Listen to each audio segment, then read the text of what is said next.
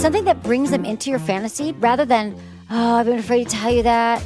I've got this latex. I think it's weird that I have a spandex fetish. And do you think it's... No, when you celebrate it, your partner's going to celebrate it.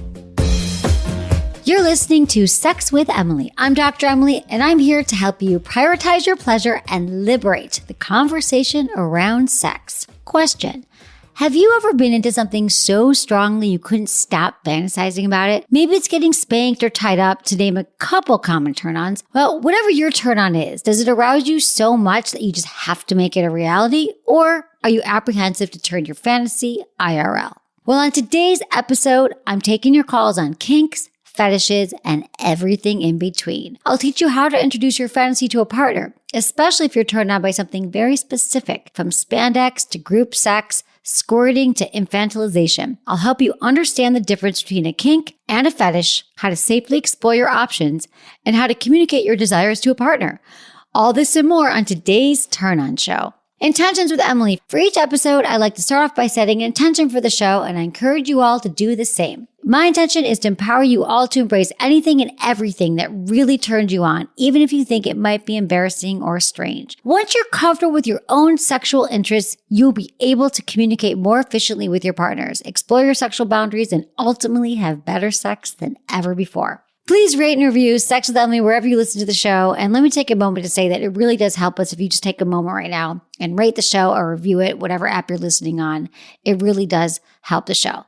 Also, my new article, Cuffing Season, is officially over. Here's Your Sexy Survival Kit is up at sexwithemily.com. Check out my YouTube channel, social media, and TikTok. It's all at Sex with Emily for more sex tips and advice. If you want to ask me questions, leave me your questions or message me at sexwithemily.com/assemily or call my hotline 559-TALK-SEX or 559-825-5739.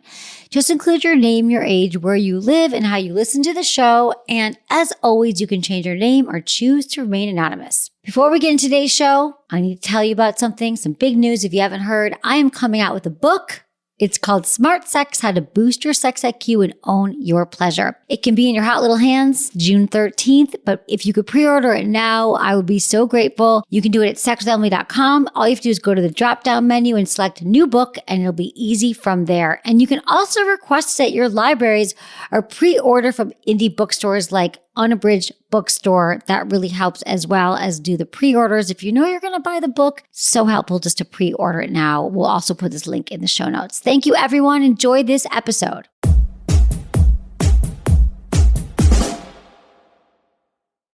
By now, you've probably heard my Magic Wand story. It's a brand that's been part of my personal journey for more than 20 years. But no matter how many times I sing Magic Wand's praises, I'll never be able to fully capture the story of this incredible brand.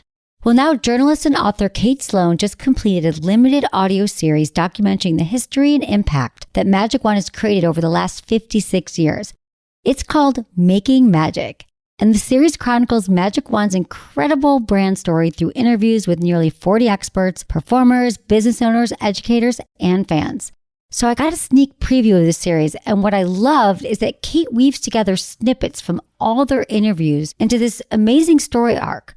She covers Magic Wand's journey from appliance store massager to its legendary influence on culture and sexual independence, and it's all just fascinating. The first episodes of Making Magic are available now at makingmagicseries.com or on all popular podcast platforms. Just search for Making Magic or visit makingmagicseries.com today.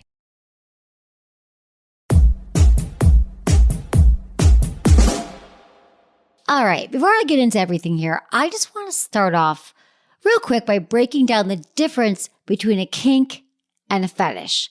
Because often these are used interchangeably, but they're actually quite different. You always hear say like, oh, I've got a fetish for ice cream, or I've got a fetish for, people who have long hair. But let me just explain to you what they actually mean. Okay, a kink is really anything that's not conventional sex. People think that oral sex is kinky or hair pulling is kinky. So anything that's not conventional sex is really typically kissing and penetration. So anything that's not that is a kink.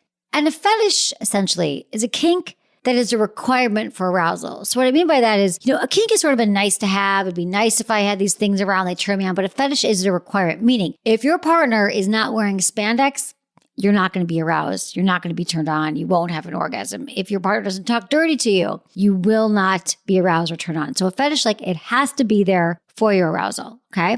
That clear?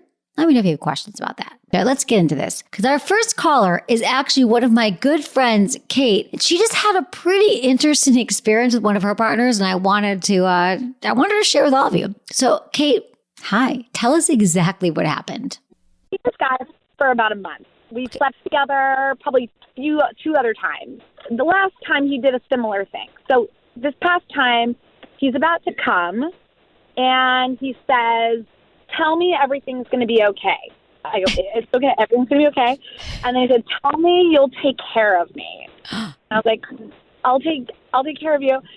Just like that? I'll take, okay. Yeah. And so the last time we had sex, he also had said, tell me everything's going to be okay. And I thought, I'm kind of drunk. Maybe I made that up. Maybe he didn't actually say that. Right. So this is the second time he had said that.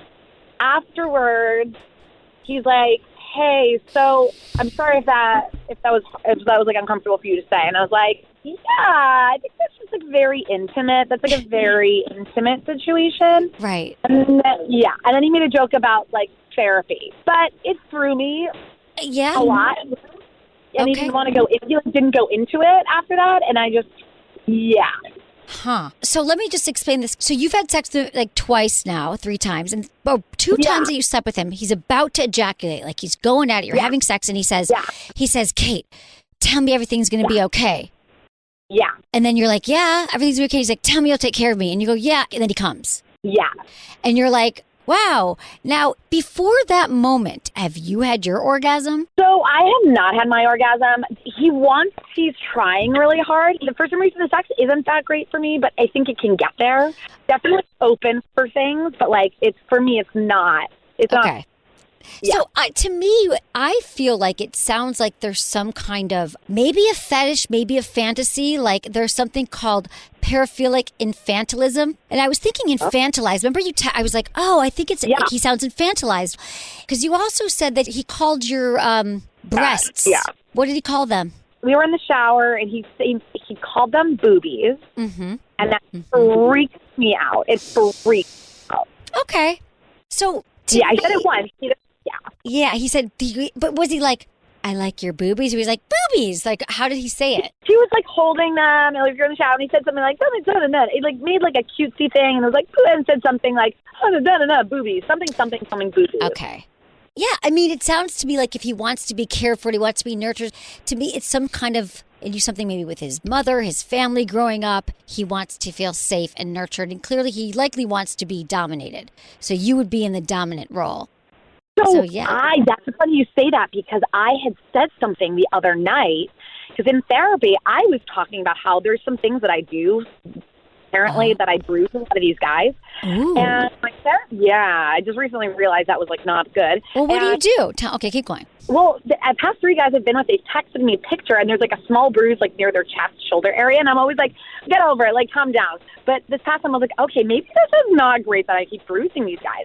So the last time we hooked up, I said something about me being, I was like, I kind of think I like this dom role. I feel like I should, so I did say that. I did. But do you though? And how are they bruised? Are they bruised for you? Are you biting? Are you I think slapping? It's my hands. I think I'm just pushing. I'm pushing very hard on my thumbs. I think I'm just pressing really hard down on them. When I'm on top, I think I'm just putting a lot of all of my power. And I'm strong. Yes, you are strong. Right. No, you are. Okay, so maybe you are dom. And so you enjoy having the power in the bedroom. I think so. I think that is something I'd like to explore more of. Oh, okay. I definitely said something about. I definitely did mention that the last time. So that is. What did you say? Yeah. What did you say? Did you say to him? About the bruising, and you're like, maybe I like to be.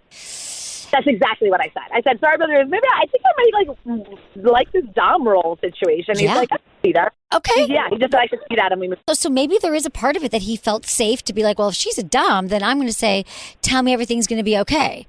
And how did that feel?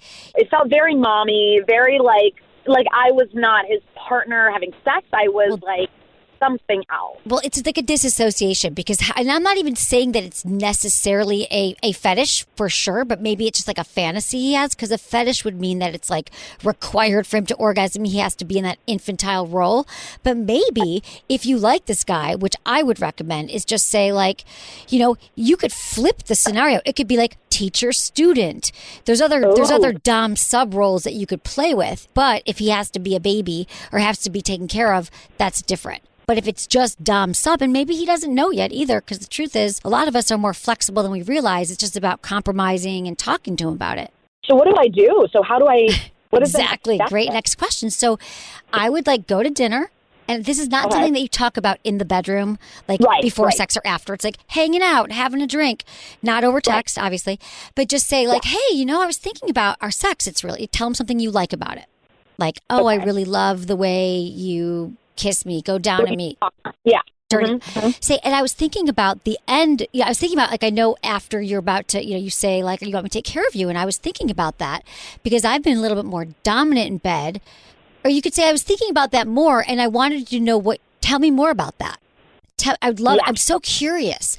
And so the big thing, Kate, is to come to it from a curious place and a relaxed place that's more because he's probably, I'm going to guess he hasn't talked about it with anyone or many people that have curiously asked. And then you could kind of find out, he's like, oh yeah, well, I've always had this fantasy, or I find out more information. And then you guys could have an actual oh, interesting. That's okay. Well, I've thought, and then you could say and I've been thinking about being more dominant and what that looks like. And then you could just have Yeah, you're talking about from a sexual place versus talking about there might be some trauma. Well, I know. I go there too. I'm like, was there trauma? Because that's the truth, though. Here's the thing. If he's not able to meet you at this place, if he's oh, I can't talk about it, or he freaks out, then he hasn't, there's some trauma. There actually could be some trauma here. I'm telling you, best case scenario. He's like, cool. So I'll be the student, and then you're going to bring me over your knee and spank me. But the truth is, he might not be self-aware, and there could be some stuff, that went on with his family, some abuse. And if it is trauma that is untreated, that can be a challenge down the road, or even now. So next step, healthy conversation. Okay. Yeah. I can do it. Okay, good. I think it's fascinating, really. Yeah. So, see what happens. You have to let me know what happens after, okay, Kate? Oh, my God, I will. Okay. I'll see you soon. Thank you. I love it. Let's talk to Greg, 55, in Ohio. Hi, Greg. What's going on? Thanks for calling. Hi, Dr. Emily. How are you? I'm good, Greg. Tell me everything. Well, I find myself over the last few years really enjoying BDSM play, and I'm trying to figure out a way to bring that experience to my significant other, or how to introduce her to that. And I'm not sure how to go about it. Okay. Is this your partner, your wife? Partner, yes. Okay. Tell me about your sex life right now. Have you talked to her about it? Have you ever talked about what you guys are both into and your turn-ons? We have. She's very timid about it. I find the whole eroticism with BDSM and the bondage and that side to be very erotic and very fulfilling. And I try to talk to her about it and about my reasons. She kind of just shuts me down a bit on it. That she thinks that it's kind of taboo, I guess is a good way to put it. Well, it is kind of taboo, but that's why it can be hot. Well, here's the thing is that sometimes people hear BDSM, we're talking about bondage, discipline, sadomasochism, which, if you saw 50 Shades of Grey, which was the PR campaign for BDSM, unfortunately, it's not very accurate. That's not what it looks like. You don't need a crazy red room of pain and all the equipment. It's more about power play, and it could be more about just wearing a blindfold, right? Maybe there's a spanking here and there. So I think that people have all of these different ideas about what it means, but the best part of that is that we all get to decide what it looks like for us. So, Greg, how long have you guys been together? About 4 years. 4 years, okay. What she might need to do is kind of explain to her what you think it means, how that would look and why you're into it. Sometimes when we want to talk about a fantasy with a partner, a tip would be to say, I've been thinking about this fantasy and I want to continue to make our sex life awesome and grow together. And I thought it'd be cool if we talk about things that we're into and what turns us on. And I have this fantasy. And my fantasy is this. And then you get to explain it, Greg, walk through a scenario with her. Because so often we'll just drop these things like, I want you to be rough in bed. And then you're like, what the fuck does that mean? Do you want me to throw me against the wall? Do you want me to spank me? Like, what does that mean? Do you have a fantasy in your mind, or do you have a scenario in your mind of how this would go down? Because then you could explain to her, and then you could say, I'm thinking we could do something like this, and here's why.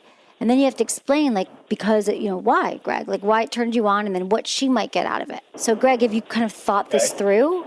Not to that level, I haven't. I really have been at a loss on how to best approach it. Like, I played some hints to her and thought, I just trying to get a cold approach, so I backed off on, furthering that discussion. So I'm just trying to look at other avenues on how to introduce that. I mean, that makes sense. So you've been together 4 years. Have you guys talked about your fantasies, what you're into, your turn-ons? Have you ever had that at all? Yeah, we have. Okay.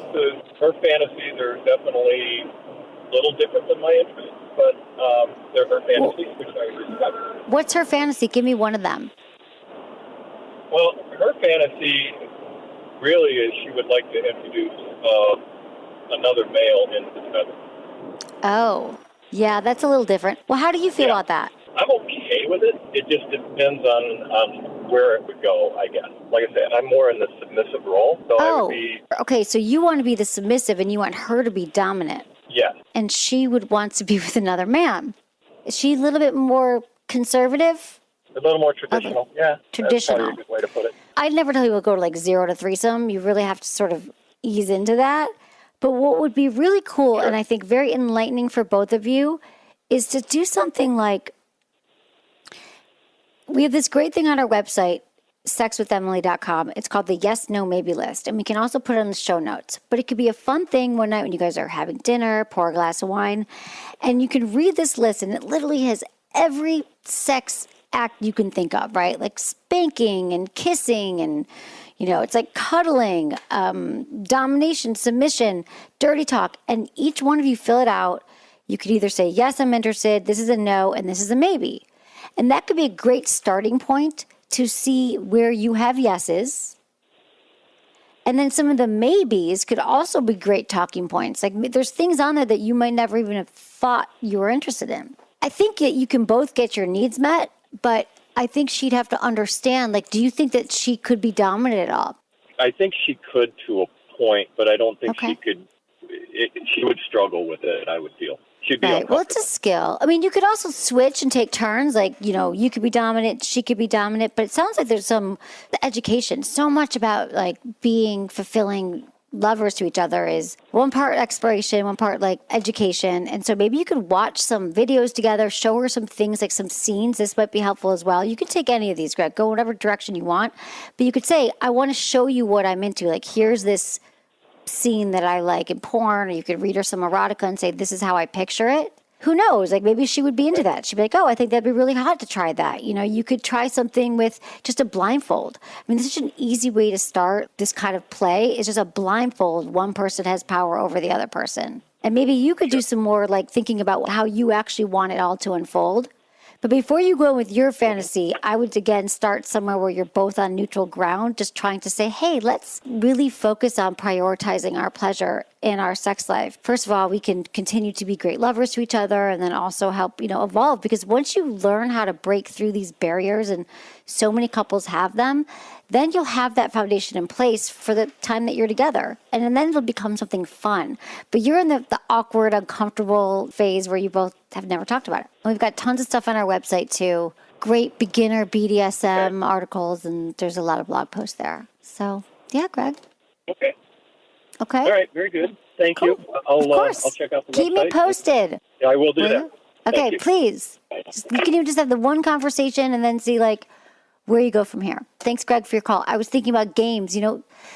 We have so many fun games, and, I'm always looking for easy ways for couples to kind of get into these conversations that are really, really hard to have. And there's board games. There's a BDSM game. There's a kink game. There's a talking dirty game. So you could, like, play together and, like, have the game lead the conversation. Blame it on the game and make you have tough talks. This is from Brittany, 33, in Florida. Hi, Dr. Emily. Thank you for offering your services to everyone. I truly believe this subject needs to be spoken about more. My boyfriend and I have been together for 6 years. We are at an amazing point in our relationship and our sex life is blossoming into an amazing journey. However, my boyfriend is very sensitive. He literally does math in his head to focus and not to orgasm so quickly. I recently opened up and asked him if he has any fetishes, and he showed me the type of porn he likes. We've had great conversations about it, tried it, and loved it. I also opened up about the porn I like to watch, threesomes. Since then, we've been talking about it and hypothetically speaking as if we truly plan on having a threesome, just as a fun thing. However, his main concern with a threesome is his premature ejaculation. I don't want my boyfriend to once again have these issues and not get to enjoy this type of play. Sometimes he can go for hours and not have an issue. He can get an erection, no problem, but keeping his erection is the issue, no matter how turned on he is 85% of the time. What can we do? Just talk to the third person about this and see if it's okay to work around it. Thanks so much for reading this. I truly appreciate it. It's completely new for me and I have no one to talk to about this. XOXO Brittany. Brittany, I'm so glad you found me and the show. I am here. I am your friend. Let's talk about it. That's how I feel. I feel like we're all friends. Like just hit me up, right? I got you. First, let me say this. I really appreciate hearing the ways that you are having these thoughtful conversations about having a threesome because there's many reasons I will tell couples not to have a threesome. Like if you don't trust each other, if only one of you wants and the other person doesn't want it, if you're using it to spice up your relationship, you don't discuss boundaries and details ahead of time. Those are all the reasons that like you should never have a threesome. But you're doing it in the way that I highly recommend. You're discussing it, you're dirty talking it sounds like, or you're discussing the hypotheticals, which, by the way, that's what I encourage couples to do is to be like, hey, babe, right now I'm picturing a threesome happening and, you know, you're going down in someone or there's another guy coming up behind you. And believe it or not, like that can be a way to really get as close as you can to having a threesome without it happening and see like, how does it make me feel? What are the boundaries that we'd want to put in place? You know, even if it's the hypothetical and you're thinking, oh God, right now I'm picturing my partner making out with someone that made me really uncomfortable. Well, that means you might want to take kissing off the table. You might want to take penetration off the table should the threesome happen. I don't want your partner's penis challenges to get in the way of this incredible threesome. This should not be preventing you from having a threesome at all. And there's a lot of solutions and a lot of ways to work through this. PE, I talk about that a lot of the show. It sounds like his PE, premature ejaculation, and his erectile challenges are sort of folding into each other. There's a lot of things that go into this. You know, your overall penis challenges can stem back to his health. How is his overall health and wellness? Remember, your ability to get erect, stay erect can be a factor of your nutrition and your exercise. If you're not moving your body a lot, you're not exercising, there could be a blood flow challenge. If you're not eating healthy foods or there's a lot of alcohol or a lot of drugs, it could affect your ability to stay as hard as you want to. How about hormones? You might only be in his 30s right now, but it's never too soon to get a handle on your hormones. I'd also want to know, how long has it been happening? How is his anxiety, his mental state? Is he on any medications that could be affecting his penis? Because whether it's about a threesome or not, I'd love him to get more info about why and how this is happening for him. There's one thing that I think is really interesting, and you guys know that I love penis rings. There is actually this new technology by a company called FirmTech. They have performance and tech rings. So these are like penis rings I've never seen before. They have a performance ring that has this asymmetrical latch and loop design that makes it super easy to take on and off. So essentially you don't need to put it over your entire penis. You secure it at the base of the penis and the testicles. And here's why this is different. It slows the blood flow leaving the penis, which is why we all love cock rings, because it helps with blood flow and it helps to sustain erections.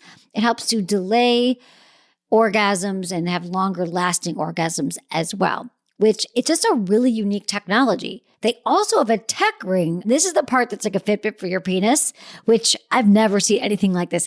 Get this. It can track the vital signs of your erectile fitness. So over time, the duration of your erections, how firm your penis gets, the number of nocturnal erections, which indicates your cardiovascular health. Remember, your heart health and your penis health are linked, which is why your sexual health is so important. Get checked by your doctor. get checked by, your urologist. So the Firm Tech is my new obsession. It's splash proof. It's USB rechargeable. I want to know what you think about it. So you can save 20% with the code Emily20 at myfirmtech.com. That's Emily20, 20% off at myfirmtech.com. We'll put that in the show notes. It's just a really fun penis ring. So, Brittany, for the challenges you describe right now, I just thought this would be something that the Firm Tech would be great for. But let me just say this. Right now, before you jump into the threesome, practice with your partner some of these things. Like get a toy, get the Firm Tech, start to kind of play around, see if you can help ease his anxiety. Let me remind you that this whole notion that sex is this linear thing, like we make out, we kiss, we ejaculate, we fall asleep. Remember, sometimes you have an erection and then you lose your erection. So guess what happens? Maybe like he starts to please you, then the erection comes back. It is like a dance. Move to something else in the moment. We're going to go back to kissing. We're going to go back to oral sex. We're going to go back to maybe we stop and get a sandwich. Like it's all okay. Especially in a threesome, it's sort of like threesomes are not scripted. No sex is scripted, but a threesome's too. I don't think anyone's going like, first off, let me say this about a threesome is that if it's a penis with two vulvas, like first off, penises have a lot of pressure anyway. Like I got to be erect. I got to be turned on. I got to know what's going on. I don't know who put all this pressure on the penis, but I think that I can tell you that we're all pretty cool. We get it. We don't expect you to always be, standing at attention. So maybe you'll get your erection. Maybe you'll lose erection. Maybe this is the time for him to please you or you're pleasing the other person. It's a dance and you're all in it together. You're leading and you're following and you're moving in of it, you're moving out of it. And I think that the less pressure you can put on yourselves and the more you feel comfortable with this let's talk about finding a third partner that you both feel safe and comfortable with. That you shouldn't feel like I gotta show up and I gotta be erect the entire time. You're all in this together and you all want to have the most pleasure. And I don't know about you, but the partners I feel the best with are the ones that really make me feel safe and they're comfortable and they're just happy. We're happy all to be together and connecting. So it's like less about judging everyone's, erectile performance or vaginal performance. It's really about the connection the three of you have and being kind and being receptive and being open to go with the flow and just to have a good time. And I don't think anyone ever says, well, the threesome was the best because we all came at the same time and we checked off 3 orgasms and it was over. Usually it's about we all got along and there was really great energy and really great flow and we had a good time and we all felt safe and we all had a lot of pleasure. That's what it's about. It's not about checking off boxes about how everyone's supposed to perform because I don't know about you, that just sounds really stressful for me. So find some good partners, continue to communicate, and continue to work on your emotional, physical, and spiritual health, and you're all going to be A-okay. All right, stick around because after the break, I'm talking with callers about squirting, exhibitionism, and spandex fetishes. You won't want to miss this.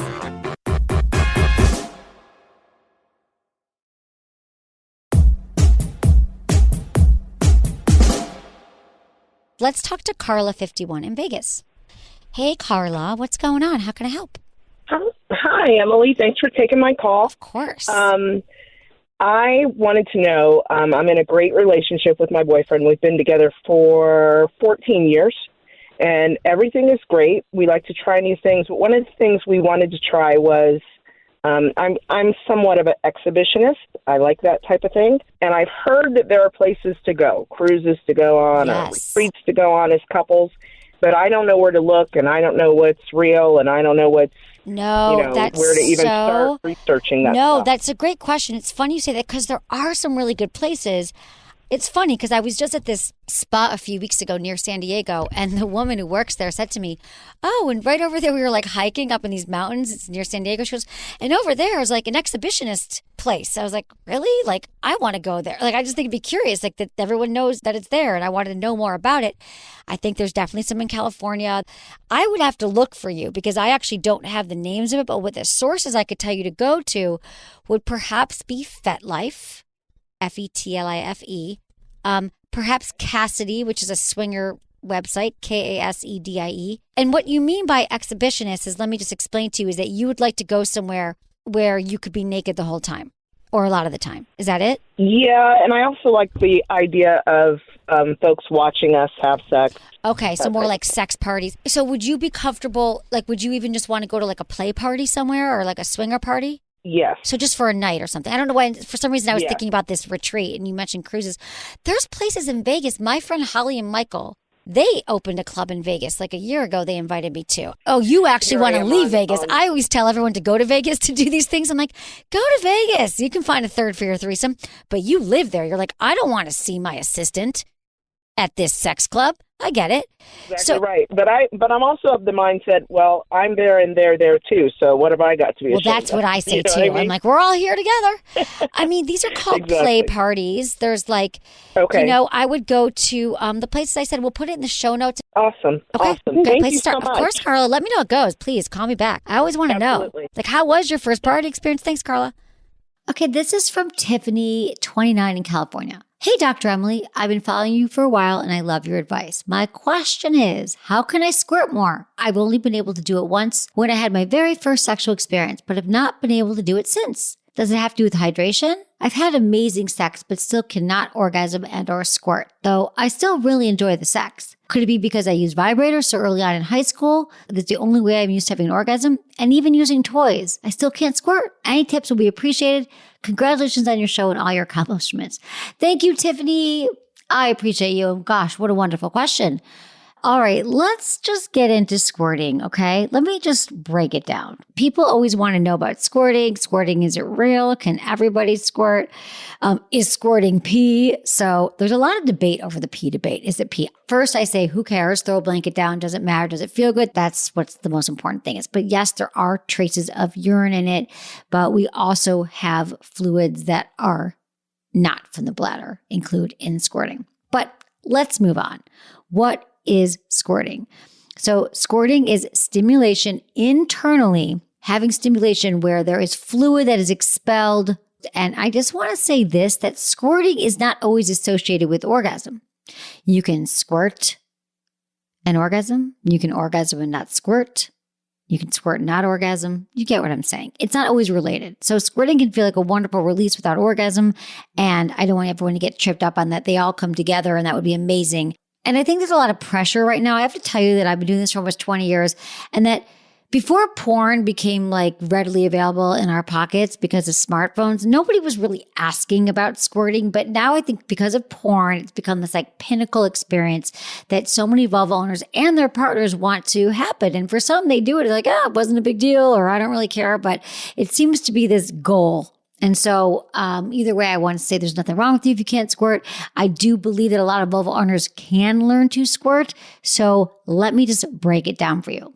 First, like I said, throw down a sheet or a towel and just know that it's squirting. It's going to get wet. It's going to get messy. And I'd like to say that's what sex is all about. It can be beautiful, it can be hot, it can be sexy, and it can be very wet and messy. Number two, yes, you want to make sure that you're hydrated. That can be a factor. This hasn't been extensively researched, but being hydrated overall helps all of our functioning, so it can really facilitate healthy sexual functioning. It can help with orgasm, but staying hydrated is great for your overall health, so why not stay hydrated and see if it helps with squirting. The other thing is you got to give yourself a lot of time to get turned on. You're not just going to like all of a sudden squirt all willy-nilly, like, oh, we started making out and I squirted.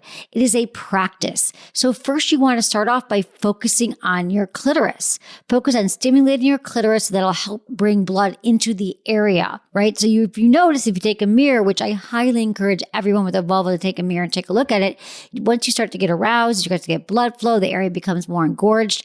And it also helps to stimulate your internal areas like your G area. So start by focusing on the clit first. And I highly recommend using a toy, especially at the beginning, to figure out your body here, because I know for me, like I had frequent penetrative sex and I did not have G-spot orgasms or squirting until I experienced with a toy, because the squirting happens from applying a lot of pressure to the G-spot. Okay. So that is internal pressure. Now you can do it with a finger, inserting a finger or a penis. So Tiffany, you really want to explore here, right? You really want to figure it out and on your own. So yes, fingers or a penis, but I say get a great toy. And do it for an extended period of time, creates a lot of pressure on the G-spot. So when you're really turned on, maybe you already had a clitoral orgasm, you can put your middle finger inside, you can use a penis, but I highly recommend, using a toy. But you can start with the finger and you'll feel that G-spot or a G area, which is it feels like it's about 1.5 inches or 2 inches inside with a come hither motion using your finger towards your belly button. You'll feel sort of a rough spot, and it's at the front of your vaginal wall. So when you're pushing on it, it's actually erectile tissue that is surrounding the urethra. So as you're stroking that area, you're changing the angle of the urethra to the bladder. So that makes it a little bit easier for that fluid to be released. But if you really want to have the pleasure and the full experience, I highly recommend using a toy. In fact, most of my experiential work of understanding my G-spot and having G-area orgasms and squirting came from using a toy. And here's when you can use the Soraya Wave. I love the Soraya Wave. It's by Lalo. And if you want to know more, you have to check out this awesome Instagram post I just did because I gave one to my assistant. I was like, check out the Soraya Wave because we got a few toys by Lalo and she sent me the most epic video of her trying it out and you can see what it actually does. It's a really cool vibe that has an external clitoris stimulator and it's really powerful. And then there's a G area stimulator that it's like this pulsing arm that will deliver really satisfying sensations, but it moves in different directions. Like it moves in circles, it vibrates back and forth. I had never seen anything like it. So check out the video. It's awesome. If you want to get one of these, you can get 25% off all Lalo products using the code Emily at checkout. All you got to do is go to lelo.com, lelo.com, use code Emily. Back to squirting for a minute. So toys are a great way to explore and really be able to control the extensive pressure you have to keep applying to your G-spot. And another thing I want to say is you might feel like you're going to pee when you're reaching an orgasm and you're about to squirt. I say don't stress about it. A lot of times you just got to let go because the fluid that's coming from the Skene's gland that's behind the G-spot is going to feel like peeing, but don't stress about it. I say it doesn't really matter, but that's what you're going to feel. You might feel like you have to pee. You might have to squirt at that moment. Go into this knowing that there's going to be mess. I'm going to have to let go and see what happens. And tensing and relaxing your pelvic floor is also really helpful. You want to have control of your pelvic floor muscles. You want to kind of be bearing down, like you're pushing out the pee, that bearing down feeling. Having really strong Kegel and pelvic floor muscles really helps. Kegel exercises are that tensing and relaxing, like of stopping and starting the flow of urine. But that bearing down and push, like you're pushing the pee out, is really going to help you in this experience. Don't be hard on yourself, okay? This takes practice. Be compassionate with yourself, that most of these things take several attempts. And so all of you who email me, you're like, I can't have an orgasm. I can't squirt. I can't do all these things. Nothing worth happening is going to happen that quickly and without effort. It's going to take you a few times. So just relax, enjoy the feelings, get curious to all the sensations, and just keep going. So Tiffany, I hear what you're saying about, is it because I'm using a toy and I can't squirt? Listen, your toys are not preventing you from doing anything. Nobody. A lot of people think like, am I numb? Is there something wrong with me? Toys are not going to do that. Toys are actually going to be facilitating all these experiences, but there's so many factors that are contributing to this symphony of pleasure. So it's, like we said, being healthy, being relaxed, being hydrated, not having all these expectations about what should happen in the moment, and sort of following some of these steps, paying attention to your body are going to help you experience all of it. Let's talk to Joey, 38, in New York. Hi, Joey. What's going on? Hi, Emily. I'm a big fan of the show. Thank you. So nice to talk to you. For the longest time, I've always had, a fetish for girls in spandex. Okay. I was wondering if that was, normal. Common. Yeah. It's one of the top 10 fetishes, so you're good. Yeah. Just, Okay, cool. I think the sooner you're totally, it's common. And yeah, how's it working out for you? Are you able to sort of incorporate it into your life in a healthy way? I want to introduce it in my relationship, but, I'm kind of struggling as to how to do that. Well, I can help you out a little bit. Are you in a relationship with someone right now that you feel good about and trust? Yeah. Have you ever talked with this person about what you guys are both into? Have you ever said, oh, this is what turns me on, or what's good sex to you? A little bit. I think what would be awesome is if you guys have this conversation the next time you're hanging out, and just say, yeah, I realize I've love to know, like, what are your turn-ons? What do you fantasize about? And ask your partner. And then when they ask you, you can say, a few things that turn you on and say, I just keep fantasizing about you in this latex cat suit. I think it would be so hot to see you in latex boots. Would you ever be down with that? Can I get you a pair? And then when you bring your partner into your fantasy and say, this is why I think this would be hot for both of us, like, then I'm going to peel the dress off you or the pants off of you with my teeth. You know what I mean? Or I'm going to give you a massage or something that brings them into your fantasy rather than, oh, I've been afraid to tell you that. I've got this latex. I think it's weird that I have a spandex fetish. And do you think it's... No. When you celebrate it, your partner's going to celebrate it. And if they have questions, you could say, yeah, ask me anything. I've had this fetish since I was 6 or 10, and here's why, and here's what's hot about it for me. I think that that's the best way to go about it, is to keep it curious and open and explain what works for you. That sounds good. Sounds like a good plan. Let me know how it goes, Joey. And I hope that when you call and we talk and, we come up with something, the next step, that you actually do that and have that conversation, because the things that we sit on and that we let fester and the things that worry us and trouble us in a relationship, I can tell you, they don't go away. They get bigger and bigger and bigger. They grow like a little tumor inside you. First it's a little penny, then it's a golf ball. It's like that. That's what happens to repressed frustrations, desires, conversations. Whatever you resist in your life is going to persist. Let's talk to Sarah, 19, in Utah.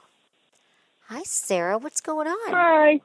My question, so I'm with a new partner, and we're exploring, because with my last one, we never had sex. I don't know. It was just awful. But with this new guy, we're exploring, kinks and stuff like that. And we recently just started, people call it a cream pie, or, that's such a weird way to describe it. But, when the man comes in you, and that's something I really enjoy, and I didn't know I would enjoy. And I am on birth control, the next put on, but I was wondering if there's another thing I could add to be even safer and also enjoy this kink, because I don't want to get pregnant, but I also can't get my tubes tied this young, just because what I've looked up. First, let's describe the cream pie fetish or kink, where you both get off on him coming inside of you and sort of allowing it to kind of stay there, right? How do you guys practice it? Because you are on the implant, right? The implant. So, that is really safe. Just no condom, no anything like that. The implant is really safe.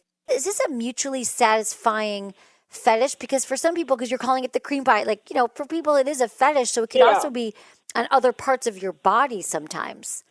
Right? If he ejaculated other parts of your body, could that also help? We definitely do that as well, for sure. Okay. And yes, we both enjoy it. It's not something Perfect. But I always want to check, Yeah, well, I have to tell you also, there's only a few days a month, I'd say about 5, where women can actually get pregnant. And so how much do you know about your ovulation cycle? Now, a lot of women do not know much about it. That's the kind of stuff we should be taught in schools. But if you're also on the implant, you're pretty safe, but you could still track it. You could also use a spermicide. That might also help, so you just feel a little bit safer. Okay. Those are the things that I would recommend. If you were on a birth control pill, I'd say make sure you take it every day. And with the next plan on, you're pretty good. But I like that you're calling in about this. So, I think a spermicide would be helpful. And then also just understanding those days of the month where you can get pregnant. Yeah, I got it. Yeah, I definitely don't know too much about my cycle. Yeah, I just think it's great for every woman to understand, because I know a lot of women call me and they're like, I'm on the pill and I'm using condoms. Can I get pregnant? It's very unlikely. I never want to say that you can, that it's unlikely, because then people get careless. But, I think you're good. And then the spermicide is a kind of birth control method that you could use inside of you before you have sex. And that would also be another layer of protection. Yeah, which is great. I don't know if it's just my anxiety about it or what, just because that's not something I want in my life. Yeah, no, I think you're right. Yeah. I think it's great to ask your menstrual cycles, which a lot of women don't really understand, because we're just not taught it, can tell you when you'll be in the moods for certain kinds of sex. And there's just a lot to learn. And I think when women become empowered to understand their cycle, it just can help them with every area of their life. So, I got it. Thank you so much for the advice. Of course, Sarah. I'm here for you. Of course. Let me know how it goes. Thanks for calling.